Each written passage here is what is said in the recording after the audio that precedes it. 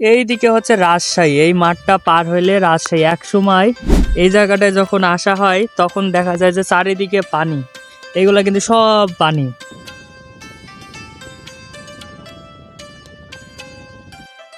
আজকের ভিডিওতে দেখাবো কুষ্টিয়া ফিলিপনগর চরের মানুষের জীবন ব্যবস্থা এবং দুঃখ বেদনার গল্প।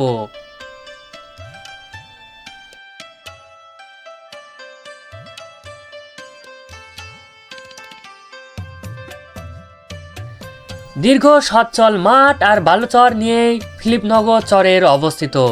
কুষ্টিয়ার পশ্চিমে দৌলতপুর উপজেলার পদ্মা নদীর মাঝখানে 10 থেকে 15 বছর আগে ভেসে ওঠা এক দুর্বদ চর, যেটি ফিলিপনগর নামে পরিচিত।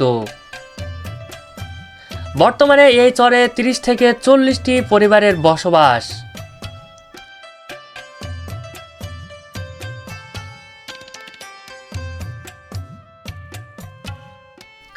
এখানে হাট বাজার, স্কুল, কলেজ, হাসপাতাল কোনো কিছু না থাকায় এই চরের মানুষকে পাড়ি দিতে হয় কয়েক কিলোমিটার দূরের পথ।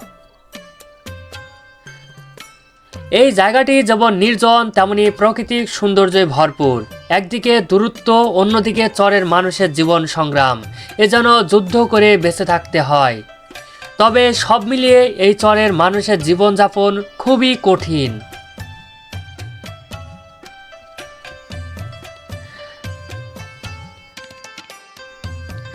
এই চরের মানুষের সব থেকে দুঃখের একটা কথা, এখানে নির্দিষ্ট কোনো কবরস্থান নেই।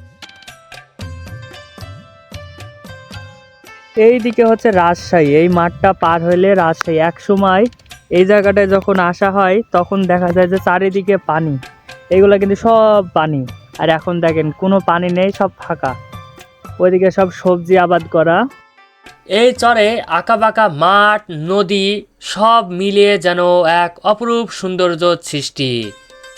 এখানকার জীবন ব্যবস্থা শহরের মতো নয়, সম্পূর্ণটা যেন ভিন্ন। এখানকার মানুষ কাজের উপরে ব্যস্ত হয়ে থাকে। সকাল থেকে সন্ধ্যা পর্যন্ত তারা এই চরের মধ্যেই থাকে।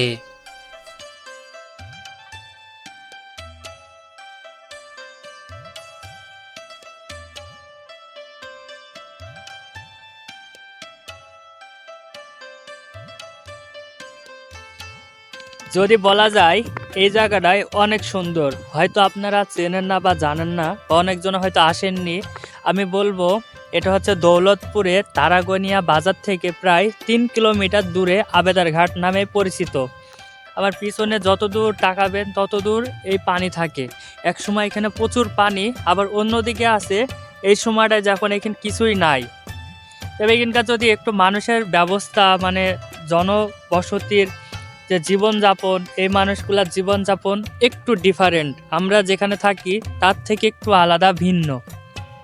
কখন এরা পানির সাথে যুদ্ধ করে থাকে।